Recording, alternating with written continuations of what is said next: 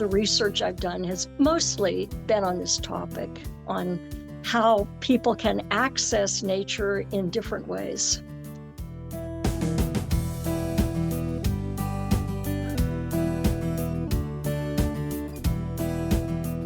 At Home with Growing Older is a nonprofit organization which believes in peer learning and creating discussions which bring the lens of aging to a variety of topics. At Home with Growing Older is proud to be your host of At Home on Air, a radio hour offering connection, community, and knowledge to our participants remotely. Now, we invite you to listen and learn from this live recorded episode of At Home on Air.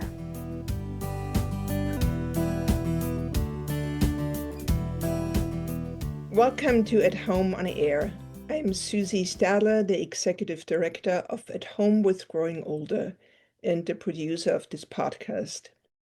At Home on Air is a forum to explore the work it takes to be at home with growing older, but also the delight which can come from doing this work. These explorations are made possible through the insights of inspiring guests from the arts, architecture, construction, medicine, social services, and beyond, and through comments and questions from you, our listeners. So thank you. In this season of At Home on Air, we are inviting community builders and placemakers to discuss their vital role in keeping us healthy and connected to our homes, shared spaces, and the world around us. In this episode, we welcome Dr. Susan Rodiek, professor, researcher, architect, author of numerous books. Welcome, Susan, and thank you for dedicating your career to nature's therapeutic effects on our health and well-being. The session is hosted and moderated by Rachel Friedman, a passionate board member and psychologist. Thank you, Rachel, for hosting today's session. And we are dedicating this episode and conversation to Professor Claire Cooper-Marcus, who passed away within the last month at the age of 91. She dedicated her career and life's work to how environments can be designed to support healing and well-being. Professor Marcus was the first person to do research on the healing effects of gardens around the world, and she wrote the seminal book, Therapeutic Landscapes. Professor Cooper-Marcus was also an ardent supporter of our work to the very end. Thank you, Claire. Now to you, Rachel. Thank you so much, Susie. I wanted to start by saying a word about why I was so drawn to Dr. Rodiek's work and why I think it's so important. Intuitively, we all know that it feels comforting or relaxing to stand at the foot of the ocean or in the middle of a forest. That's because, as we've evolved over millions of years, our bodies have become adapted to nature, so we automatically synchronize with the natural environment. But a growing body of scientific research now supports this seemingly obvious understanding that being in the natural world impacts our health in a very significant way. Our nonprofit, At Home with Growing Older, puts a lot of effort into thinking about the factors that support us to grow older with vitality and in robust health in our homes and in our communities. And Dr. Rodiek's work helps us to understand that when we imagine being or feeling at home in our older years, we should take into consideration the natural world around us and the green spaces that connect us to each other. So this is not just a soft idea or an inconsequential one. It's really about taking seriously a powerful tool for illness prevention and happiness as we grow older. Beautiful. So to begin, Dr. Rodiek, I'm wondering if you can tell us who or what influenced you early on to focus on this line of work. I'm very moved by your work and very honored to have this discussion with you, Dr. Rodiek. Can you start by telling us what influenced you to walk down this path to begin with? Thank you, Rachel. I've been interested in aging since I was in my early 20s, and I was a hippie living up in the mountains of Arizona. I thought about what it would be like to be much later in life and have spent my whole life getting better and better at doing things and having more resources. And then at a certain point, it seemed to reach a tipping point. I thought maybe there could be something done about that. So much later in my life, I got interested in aging and design for aging. At that time, I was living in the Chiricahua Mountains in a little town called Paradise with 11 residents.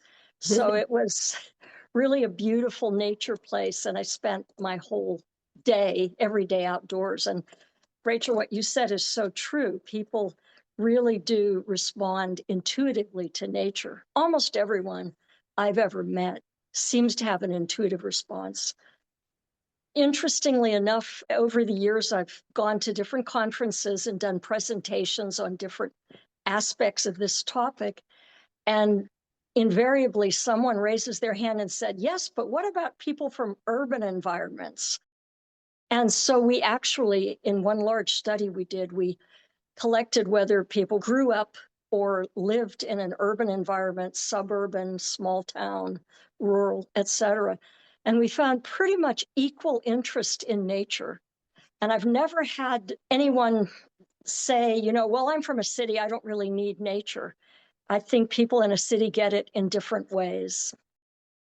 I did my master's degree and my doctoral degree, both on this topic. All the research I've done has mostly been on this topic, on how people can access nature in different ways, especially by going outdoors or having a door open, just being right outside their door in a patio, taking a walk, whatever. One of the things that really stuck with me that you said in an earlier conversation was about how you felt like early on in your studies, the fields of architecture and design, there was a dehumanizing aspect about it. Can you say a little bit more about that? Yeah, I studied architecture right out of high school at Cooper Union in New York City, which is a really avant-garde school. And so all anyone was interested in is pushing the envelope. There was really not much concern for let's create buildings that people feel good in, can function well in. It was all about how outrageous can you get and how artistic can you get. I have to say, it really turned me off. And I left after a year and a half. I took a leave of absence. Then I went traveling in Europe and never came back. Many, many years later, decades later, I got back into architecture, completed my degree, got a Ph.D., and taught architecture for 20 years. So the trigger was a really important book called Pattern Language by Christopher Alexander. It's really a pivotal book because it's all about how people use space functionally and how they feel in space. I had some good influences that brought me back into the field. Since then, in the last 20, 30 years, there's been huge movement towards what Claire said it best in one of her books, the best book title I've ever heard, Housing as If People Mattered. Right. Yeah. And her work really brought in the spiritual dimension and the Yeah. psychological dimension of how we feel in certain spaces. So you mentioned that there's a lot more attention to this field now, this area of study. And I'm noticing too that it seems like everywhere I turn, there's some talk of either nature therapy or horticulture therapy or therapeutic design or forest bathing. I was just reading a book about the Japanese art of forest bathing. And then in the New York Times recently, there was an article about a head of Google who built a home in Sea Ranch and was using the concepts of neuroaesthetics. This seems to be more and more in our general parlance. And I'm wondering what you think about all of that. Are they all referring to generally the same thing? And is this a sea change? Is this a new positive shift? I think it does indicate a sea change towards taking nature seriously. There was a very mechanical, mechanistic period, perhaps. Things come in phases. And certainly architecture was very mechanical at one point. Even human values as being part of nature was not taken as seriously. It was just a frill. But there's been, I think, a strong pushback against that from many people. I love the diversity of what people are doing in their own fields with nature, and how do we explore or celebrate or utilize, whatever it happens to be, our connection with the natural world. You have a really important book called The Biophilia Hypothesis by several leading researchers. It was partly research and partly very disciplined theory about how the human spirit evolved, human beings evolved in the natural world. And ultimately, if you see something that's really close to a healthy form of nature, a survival oriented form of nature, it makes you feel more relaxed. Whereas if you're standing with concrete walls on both sides of you, looking straight up, you might not feel as good. Your blood pressure might be higher. Your mood might change to one of anxiety. It's a good segue to talk about Roger Yes. Ulrich's work, which was maybe a turning point in this arena. He published a really seminal study, View Through a Window May Influence Recovery from Surgery. And that's probably one of the most cited studies in the world. After gallbladder surgery, they're randomly assigned to whatever room is open. It might be the north side of the wing or the south side. One side had views of plants and trees, the other side had a view of a brick wall. The people with the nature view recovered faster. They needed less strong pain medications. So it's kind of incontrovertible. There was nothing else different about the people, all the same surgeons, et cetera. And there have been a lot of studies since then finding tangible, measurable benefits. A follow-up study, if my memory's correct, people healed better in the hospital when they had even photographs of nature, even a picture of nature. Photographs or fairly realistic representational paintings of nature are good too. Roger had done one study where when you wake up from surgery, at the foot of your bed, there either is a blank piece of cardboard or there's a nature image, or there could be an abstract art image. And I think abstract art was pretty much uniformly not preferred by anyone in any of the studies he did. And there's an interesting principle that he explored that I've not seen written about many places. I've seen him do some presentations on it. For example, in a mental institution or a cancer ward, the people have anxiety and they have all kinds of mental and emotional stresses. And they are the people who least prefer abstract art. But the hospital board is composed of healthy people in their prime. They have energy. They often choose the abstract art for their hallways. And there have been instances where people in a psychiatric ward would literally attack the abstract paintings. Or if they were looking out on a courtyard with abstract sculpture, they would close their blinds. Even though it was intended to represent nature, it didn't do it in a clear-cut way. So the mind that's filled with anxiety interprets it negatively. It's got to be unambiguous. It's got to be clear-cut. The worst situation was they had a whale, an abstract sculpture of a whale, and only the back half was sticking out of the courtyard because they thought, well, this is nature, you know. And when people looked at it, they said it was being buried by the earth. If you can interpret it badly, you're more likely to when you're not feeling well. When you're not feeling well, that's fascinating. What are some of the other health effects? I know that there's many, but what are some of the other health effects of being in nature? I've looked at nature in different types of settings, but most of my research was in assisted living and with older people, because I thought in assisted living, a lot of people can go outdoors without help. And so it seemed like a really good place to focus. If you think about the fact that just going outside, you're exerting independence by leaving the building, the air is different, the temperature is different, the fragrances are different. You're able to change your world. Just the simple physical activity of walking out to a courtyard, maybe sitting down for 5 minutes and turning around and coming back in, that's really beneficial. Social interaction has, in some studies, been found to be increased, where better outdoor access is improved. Brighter light helps dispel depression. If you get sunlight, you get some vitamin D. If you get more exercise, you get better calcium absorption. And Yeah. in today's world, when stress-related diseases are heightened and are such a global social problem, there's a lot of talk about nervous system regulation and nature helping to regulate your nervous system and reduce cortisol levels and lower blood pressure. Yeah, I think it's pretty generally found. They've done studies where people exercise indoors versus exercising outdoors, and they find better results exercising outdoors. The little cortisol study I did, which was small, still had very strong results because not only did we find lower cortisol in people who went outdoors, but we found better mood and less depression. We used standardized inventory scales for those. Mm-hmm. Well, I spent a little bit of time working in a nursing home. Actually, it was an independent living facility.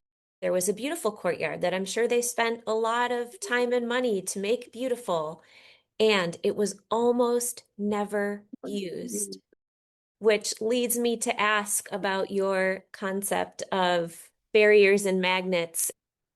It's really classic. Before looking at design elements, a lot of people simply have the objection, what if it's dark outside? What if it's too cold? What if it's too hot? Obviously, you can mitigate some of those things by creating a space that has lighting or maybe a radiant heater or a fan. But aside from basic climate, which you can do a little bit about, the way buildings are designed is often such an obstacle course to going out. We published a paper called You Can't Get There From Here, and it's about access to the outdoors in long-term care and how many barriers there are. The door is really hard to open often. The threshold is high. Even if you're walking, you could trip on it. But if you've got a walker or wheelchair or power scooter, you can really get into trouble there. If you imagine yourself that person, maybe 30 years from now, any of us could be there and feel frail, but you see something beautiful. It's a sunny day. You want to go out. But when you try to go out, one thing after another causes a problem. A lot of Yeah. it is at the doorway.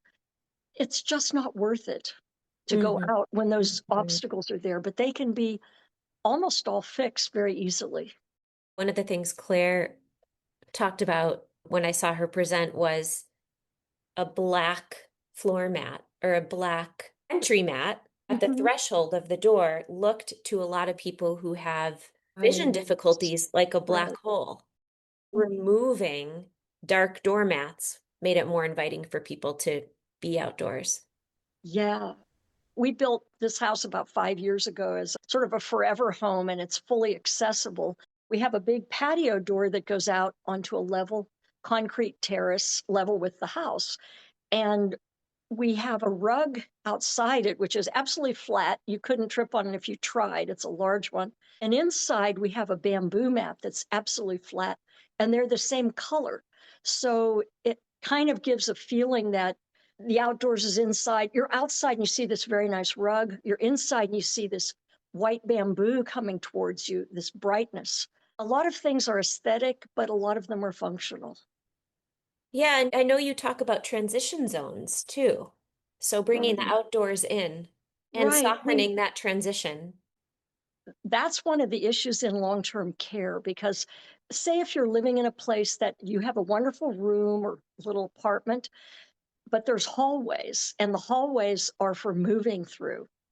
You don't sit in the hallway. You have a doorway that goes out and you look out there and you think it looks really nice, but you're not sure if it's cold or windy or too hot. Is anyone out there? Would I be out there alone? If you put some chairs nearby and make that door perhaps in a little alcove, and then it becomes a seating alcove where you can go and sit and linger a moment. And after you look outdoors for a few moments, you say, why not? And you open the door to go Mhm. out. You almost have to make it It's effortless. like an invitation, yeah. And when you get outside, what if you're just standing there with walls on both sides and concrete in front of you? You have to make a transition zone or seating area right outside the door. So they can walk out and say, oh, I've been losing my balance lately. And then they have a place to sit or lean or linger until they decide to go further. So making it effortless is important. And this can be in your own home, not only in a long-term care setting. That reminds me about the tool that you created, the SOS tool, Senior Outdoor Survey. And if you can tell us what the tool is, why it's important, and then maybe if there's time, I can ask you about my favorite question.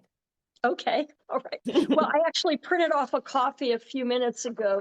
It's on our website. It's just 2 pages of questions that you fill in. It takes about 10 minutes to evaluate a space, say an outdoor patio at long-term care, or your own terrace or patio at your home. It asks you things about the greenery, safety, paving, seating, the doorway interface, and whether you're connected to the world beyond. That's especially important once you move into an institution. But you know what? The other tool, this is a tool that's on our website for free. We had produced a 3-part set of videos, and now they've been out about 10 years, and we went ahead and put them all on YouTube so you can go watch. It's almost a complete education from my perspective of what I learned over many years of why nature's important for older people and how to design the indoor spaces and the outdoor spaces to maximize usage. It really walks people through ideas of how to do it where they live. Yeah, each one of the videos is about 25 minutes. And when you watch the 3, you pretty much know everything I know. You have the whole picture of it. And then the SOS tool helps you evaluate a particular place. If you go somewhere and they're not using it, say your mother is in a place that she's never going out, why? And this tool can help you see why. One of the questions in your SOS tool talks about active spaces versus passive spaces, but I think it's really fascinating that you might think that the place people want to be is in the quiet garden in the back in the trees where there's no noise.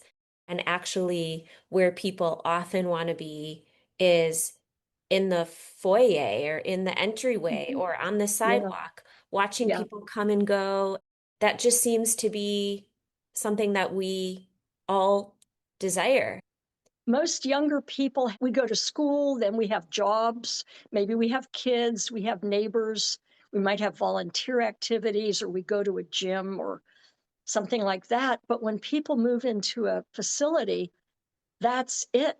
I've met people who have not left that facility in 2 years, or possibly they get taken in a bus to the mall, they do an hour of mall walking and they come back.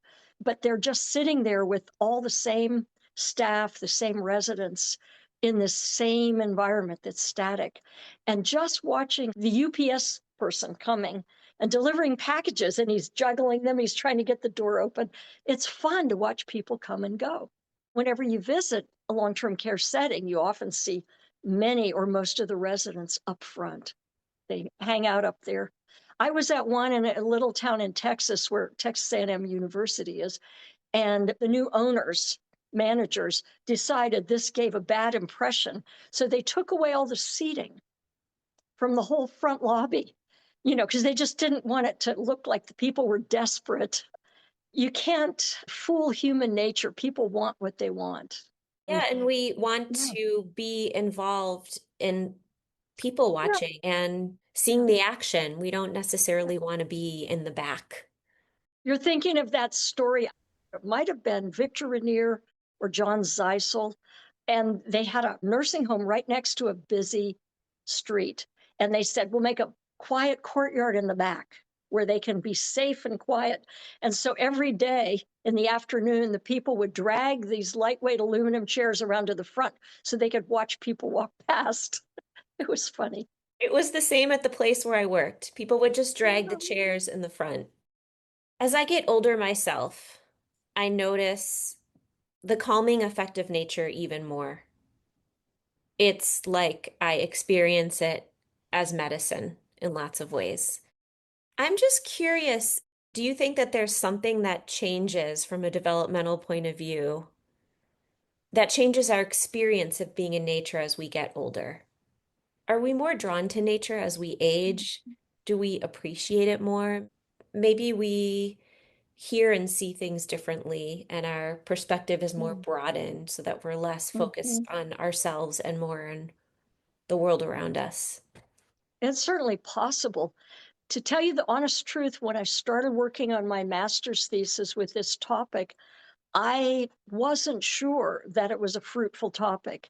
I did a bunch of focus groups in long-term care settings. I would start with the doubting Thomas, the question where you say, now, I assume that maybe a lot of you have had enough of nature. Mosquitoes, it's too hot, it's too cold, it's muddy.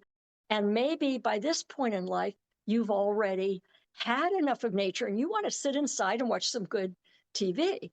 And people literally pounded their fists on the table saying, no, we need it more than anyone else. That was the first Mhm. focus group I ever did. It Mhm. convinced me. But I think it does change throughout life. Vulnerability, that's not what you're talking about specifically, but I've had nursing home directors tell me that this is in Texas, Central Texas, older people can't tolerate wind. Even on a hot day, they don't want to be in wind. There is more physical vulnerability, but I think the spirituality becomes very strong too. A lot of the quotes from early focus groups, I typed up in big letters and put them up on the wall one time, and probably my first ever conference poster presentation. And they talked about, I see the moon and the moon sees me, and all kinds of spiritual things. That's God's face more than anything else. They had deep, different, unique feelings, different people. Maybe we interpret it differently as we get older, the meaning of nature in our lives. We certainly know we can be deprived of it. How many people have worked in a job where you're stuck indoors even on beautiful days? Yeah, Um, yeah. I'm very inspired by your work. I mentioned that I was reading a book about forest bathing in Japan, and I read that there are currently more than 60 official forest therapy trails in Japan, and that there's a growing number of doctors who are certified in forest medicine, and that being in that's nature cool. and walking on these trails is prescribed. And I think that your work is helping us get there. So thank you. You're welcome. By the way, horticultural therapy is taken very seriously in Japan. A good friend of mine started the Japan Dementia Prevention Society 8 or 10 years ago. It's got well over 1,000 members now. And he's a medical doctor. He runs a big geriatric hospital in Kitakyushu, Japan. He is a horticultural therapist, licensed, and he engages it all the time with the people in his communities. It's serious business there. We don't take it as seriously here yet.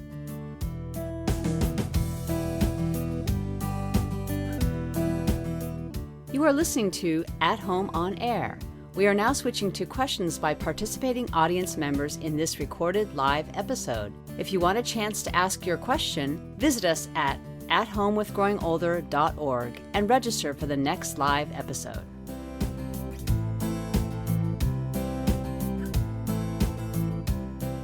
Thank you both. Let's see what the audience has shared. So Candice says, I have an uncorroborated theory that the farther we are removed from nature, the more violent a community can become. There's such distance between the concrete jungles we live in and the solace of nature. What are your thoughts, Susan? It brings to mind a study done in some low-income housing projects in the Midwest. They had a study that had courtyards with trees and courtyards without trees. And it was amazing. Everything else was identical, the buildings, the apartments, the courtyards. But in some, the trees hadn't survived and they were never replaced. Others, had some greenery. And there was a lot less violence in the people Mhm. living around the courtyards with greenery. Simple thing. Yes. And Amy says, Last year, we purchased a really good 2-burner hot plate and, weather permitting, bring out a cutting board veggies and cook and eat meals in our very small yard. In Scandinavia, in the long-term care settings, they eat all the meals outdoors when they can. And the older people, even those with dementia, help chop the wood and prepare the food.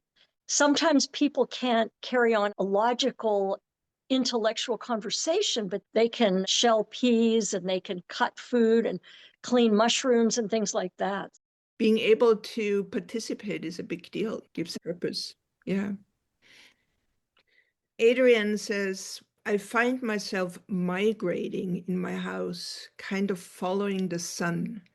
Maybe this is also something people seek. It definitely is. I'm in the Pacific Northwest, so we do get a lot of dark weather. I took a corner of our farmhouse kitchen. It's about 5 feet by 5 feet, and it really wasn't used. I put all these bright lights up overhead. So there's 3 very large tomato plants there. All 5 that I started from cuttings when I was getting those in the pots, they all now are become large, and they're all covered with flowers and fruit. We just did that this year as a way of bringing the sunshine indoors. These tomato plants are almost 2 years old, the 3 big ones.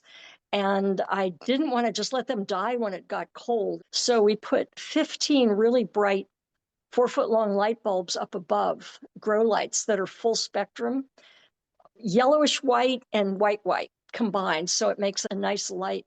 It's very much like daylight. I'm building light boxes at the side, but in the morning when it's gray, we can just sit there next to it and have our coffee. And it's really like being outdoors when you're not going to be outdoors here in December, January necessarily. That's a wonderful idea and inspiration, and reminds me also work in single room occupancy hotels in San Francisco, where some of the residents filled their rooms with plants, and some of them have also bought grow lights. I'm sure for the same reason, because there's really not much green in the San Francisco Tenderloin where these SROs are. Nature into the home like this really makes a difference. You can do it anywhere, practically anywhere. You could add some plants and add some bright light. Yes, and Donna says, doesn't gardening provide some of the same connection to nature? And I think you have answered this question. Yes, gardening does Yeah. provide this connection. Still trying to get some boxes in there for arugula and wintercress. And I've got 2 huge basil plants in the back of the house under a skylight with grow lights, and just going in there to see how your plants are doing. Rachel, you had asked me what studies showed that contact with nature actually improves longevity.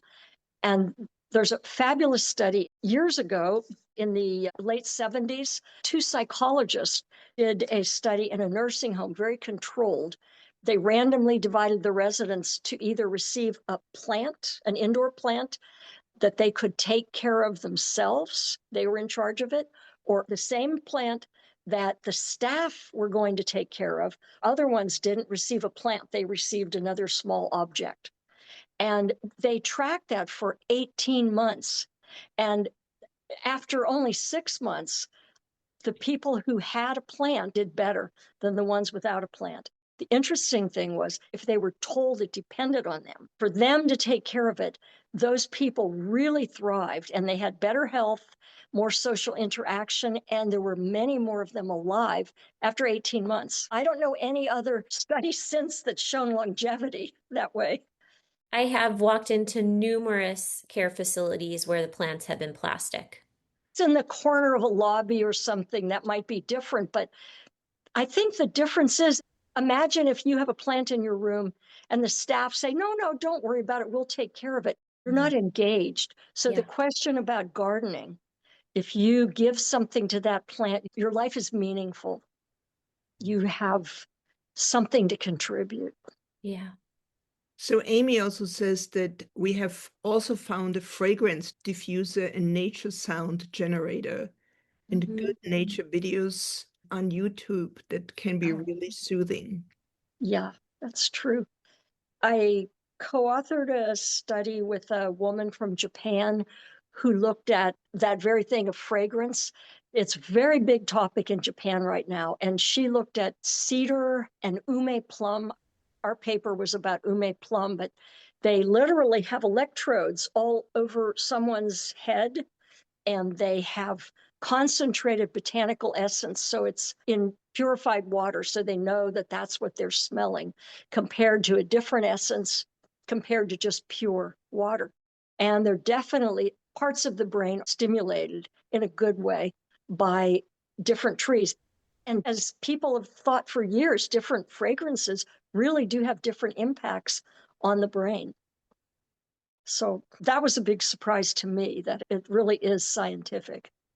And it's so interesting to me that there are all these different ways to access aspects of nature, from sound to smell to air to actual plants. It's pretty amazing. And Alex also contributes. He says in Japan, men who retire often take up bonsai or growing extraordinary chrysanthemums. Very true. A doctoral student who some of you may have heard of, she was a doctoral student with me, but she's a very highly advanced person in this field, is Dr. Naomi Sachs, Sachs. She started the Therapeutic Landscapes Network 15 or 20 years ago. So you can go online and find that. In her doctoral study, she came across a study that there are things you can't consciously smell that have a huge impact on your own hormones. And it's like a pheromone. I think we all know about pheromones with bees and dogs and cats and things like that. But healthy plant materials give off certain pheromones that it's clearly found to affect our own hormones. There's no question about it. It's not, yes, maybe I feel a little better. It's measurable. So you might contact her about that. I suggested she might be a candidate for this series. Didn't she also co-author the book Therapeutic Landscapes with Claire Cooper Marcus? Which is really a marvelous resource. One of the things which would be sort of a wonderful vision for the future, and I think you also mentioned it, Susan, that since it has been proven how powerful of a contributor to health it is, if doctors could actually prescribe nature. Like they do in Japan. And I think they even do in Scandinavia. That's the only culture I'm very familiar with that has something like burnout at work is taken very seriously. Here we might suspect, well, they're just tired, they don't want to work, but they're literally given a prescription. And there's a wonderful woman named Yvonne Westerborg who designed one of the best outdoor gardens at nursing homes that I have ever seen. It's in Stockholm. It's called Sinnenas Trädgård, Garden of the Senses. I actually had the pleasure of taking Claire there one time after her first book was published. And she said, if I had seen this, this would have been one of the feature places in my book. This woman designed so much tactile experience. There's old fruit trees, there's wild daisies, and you'd see a staff member pushing someone along in a wheelchair, and they're reaching over and picking daisies by hand, and water features with sound, and they can reach and touch them. Plants high enough that they can smell them without bending down to the sidewalk. What is it called again? Sinnenas Trädgård, Senses Garden. But this woman is also, after she did that, her next job was, and I think it was government sponsored, creating restful environments. I visited a huge greenhouse there. I mean, 15 feet tall, trees, bananas, tomatoes, everything growing. And then an area with soft gravel and luxurious lounges with like fur covers, not fur, but something fluffy and soft. This is for PTSD and burnout. They have words for burnout in every other language because, or actually they use the American word because it's taken seriously. So it's the therapy that you might need in the middle of your life, not only when you're older. Sounds like a key is that that's accessible to all people who need it, not just by going to the spa at the Four Seasons. It's built into the culture. And what a world it would be if that were the case here, if cities designed that way and if housing was designed with that in mind. I think it's coming. It might be slow coming, but I think things are moving in that direction. Yes, I'm optimistic too, especially when I listen to you, Susan. Susan, do you have anything you want to send us on the way with? When we talked a week or so ago about what people can do, and I think basically, no matter where you live, you can bring nature indoors with green spaces, put your seating near the window, change the window coverings, and then make it more comfortable and safe outdoors and more magnetic, more of a destination. We often design houses like the house we grew up in or the houses that are in our neighborhood. We don't think about changing them, but you can do a lot with even things like little radiant heaters outdoors. We have one that enables us to sit out on a cold, sunny day. And I bought it because the photo showing it, someone had a garden hose that they were spraying it with. And I figured if that worked, we could use it. It's just a little thing down low by your ankles, maybe 3 feet high and all the way to the ground. Little things you can do to go outdoors, or what Rachel is doing. She's got an interesting project in her neighborhood to try to see what can be done to create more of a community park or community walking areas. I mean, really, the city approached our neighborhood asking what people thought about putting a playground in a green space right near my house. And I proposed to the city that they make it a space for all ages. Why not? Because the same sort of space that's going to be accessible and benefit an older adult, even with a walker or wheelchair, is the same type of space that would benefit all people. I think we think about a park and a play structure and a playground, and we're just not used to thinking about how it can serve the needs of our whole community. My little neighborhood has one of the highest percentage of older adults in the nation. And so it seems perfectly fitting to think about attending to the needs of that group as well as it relates to being in nature. Good point.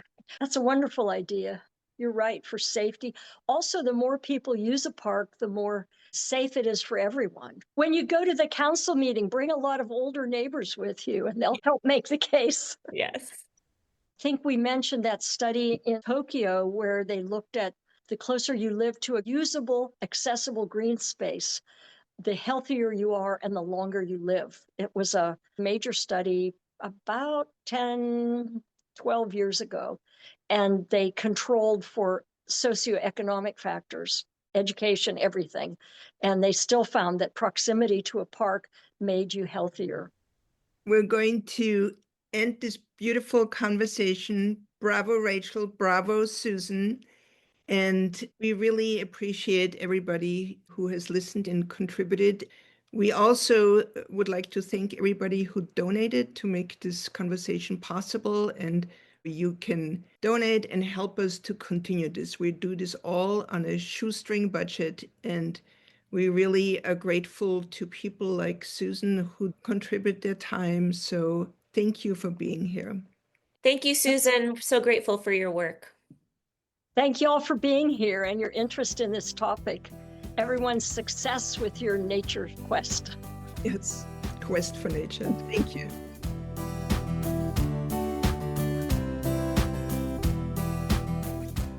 This episode of At Home on Air was produced by the At Home with Growing Older team. We could not host these conversations without the generosity of our marvelous and passionate guests and hosts. Thank you for sharing your personal and professional insights. Thank you to our live audience for your thoughtful contributions. To subscribe to this podcast and for more information, visit us at athomewithgrowingolder.org. At Home with Growing Older strives to educate, inspire, and connect people across generations and disciplines to re-envision and improve the experiences of later life. Don't forget to subscribe and tune in for the next episode.